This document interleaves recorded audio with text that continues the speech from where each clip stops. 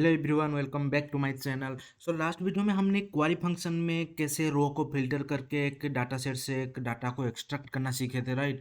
और उसमें से भी हम सीखे थे कि एवरेज कैसे निकाले, सम कैसे निकाले, काउंट कैसे निकाले। तो ये सारा एग्रीगेट फंक्शन हमने सीख गए थे, राइट। तो चलिए आज कुछ नया सीखते हैं, ठीक है। तो हम सेम डाटा को कंसीडर करके कुछ नया सीखेंगे आज, राइट।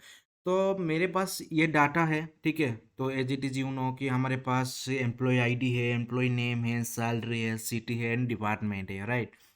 तो मुझे इनको क्या करना है ना, सैलरी वाइज असेंडिंग ऑर्डर में लाना है या फिर डिसेंडिंग ऑर्डर में लाना है, ठीक है। तो उसको मैं आज ये सिखाऊंगा कि कैसे असेंडिंग में लाना है, कैसे डिसेंडिंग में लाना है, ठीक है। तो ये तो इधर 20,000 है, इधर 34,000 है, इधर 56,000 है, तो इधर उधर हो के तो मुझे उनका असेंडिंग ऑर्डर में लाने के लिए मैं सिंपली क्वारी फंक्शन यूज कर देता हूँ। क्वारी फंक्शन में तो क्वारी फंक्शन यूज़ किया। क्वारी फंक्शन यूज़ करने के बाद पहले तो यू नो कि डाटा मांगता है, मैं डाटा रेंज को सिलेक्ट कर दिया, राइट।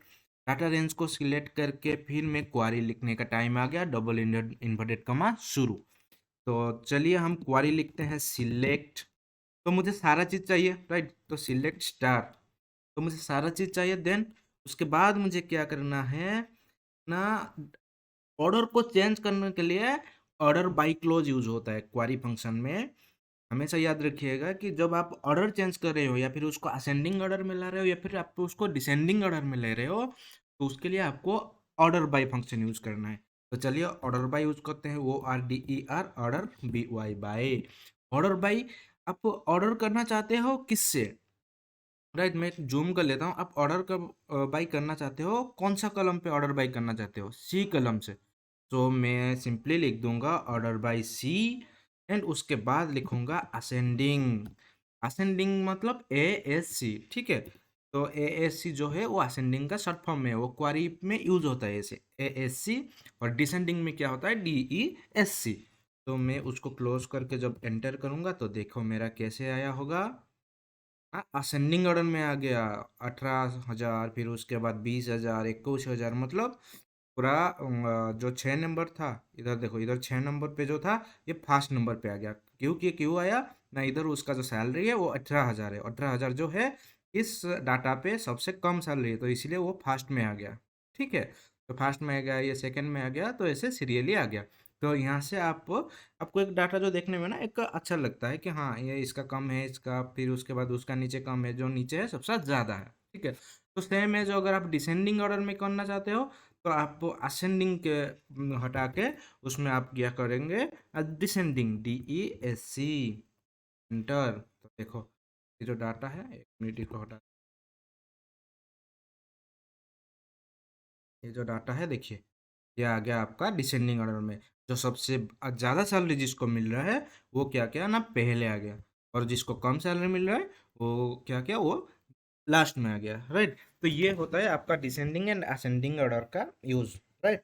तो ऐसे यूज करके आप बड़े से बड़े डाटाबेस को सेटिंग कर सकते हो, ठीक है, उसको ऑर्डर में ला सकते हो, राइट। तो ठीक है। तो अब क्या है, अब चलिए हम एक नया चीज सीखते हैं फिर से ना। मुझे ये जानना है कि IT डिपार्टमेंट का एवरेज सैलरी कितना है। हम तो एवरेज सैलरी निकाले थे, ठीक है, एवरेज निकाले थे सैलरी का, लेकिन मुझे सिर्फ पर्टिकुलर डिपार्टमेंट का जानना है, IT डिपार्टमेंट का उनका एवरेज सैलरी कितना है। तो क्वारी फंक्शन से यूज करेंगे क्वारी, ठीक है। तो क्वारी फंक्शन यूज करने के बाद हम वो डाटा को सिलेक्ट करेंगे, ठीक है। वो डाटा सेट सिलेक्ट हो गया, फिर उसके बाद चलिए क्वारी लिखते हैं, ठीक है। क्वारी क्या लिखेंगे, सिलेक्ट एवरेज। सैलरी कौन सा कॉलम पे है, 3 नंबर कॉलम पे है, तो एवरेज ऑफ सी लिख सकते हैं या फिर कॉलम 3 भी लिख सकते हैं, राइट। तो सिलेक्ट एवरेज सी। इधर क्या करेंगे ना, ग्रुप करेंगे हम किसको ना, डिपार्टमेंट को। जिनका डिपार्टमेंट IT है उसका एवरेज सैलरी मुझे दे, राइट। तो इसमें डिपार्टमेंट को ग्रुप करने के लिए हम एक क्लॉज यूज करेंगे। कौन सा क्लॉज है ना, ग्रुप बाई।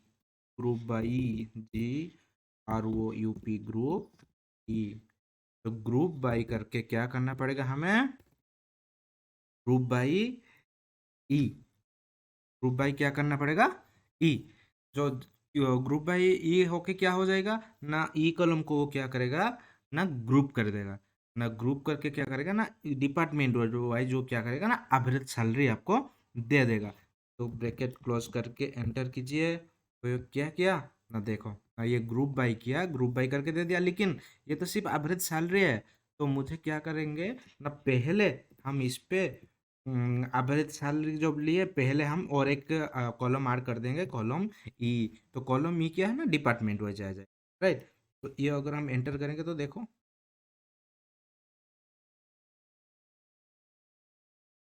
आया, डिपार्टमेंट वाइज एवरेज सैलरी आ गया, ठीक है।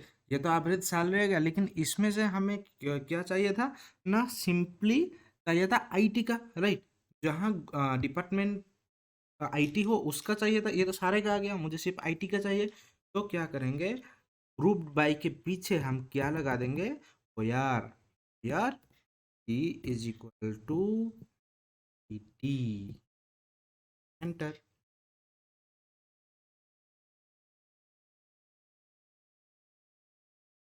तो ये आईटी का एवरेज सैलरी आ गया, ठीक है। तो फिर से मैं एक दोबारा बता देता हूँ। हमने क्या किया ना, क्वारी लिए, फिर डाटा सेट को सिलेक्ट किए, फिर उसके बाद सिलेक्ट किए, ई कॉलम लिए इसलिए कि हमें डिपार्टमेंट भी शो करना है। उसके बाद सैलरी लिए, एवरेज सैलरी लेके, फिर उसके बाद क्या किया ना, where is equal to I T किए, फिर ग्रुप बाई किए, ठीक है। तो ग्रुप बाई क्या किया ना, वो डिपार्टमेंट को ग्रुप करके उनका एवरेज सैलरी निकाल, राइट। तो ये था बेसिकली ग्रुप बाई का यूज, हम कैसे ग्रुप बाई करके एक डाटा सेट से उनका एवरेज सैलरी निकाले, ठीक है। तो अगले वीडियो पे भी हम पढ़ेंगे कैसे ग्रुप बाय करके सम निकलेगा, कब कैसे काउंट निकलेगा, और भी बहुत कुछ है इसमें, राइट। तो आज के लिए इतना ही था। तो ये वीडियो अगर आपको अच्छा लगा है तो लाइक शेयर सब्सक्राइब जरूर कीजिए। तो चलिए फिर मिलते हैं नेक्स्ट वीडियो। Thank you.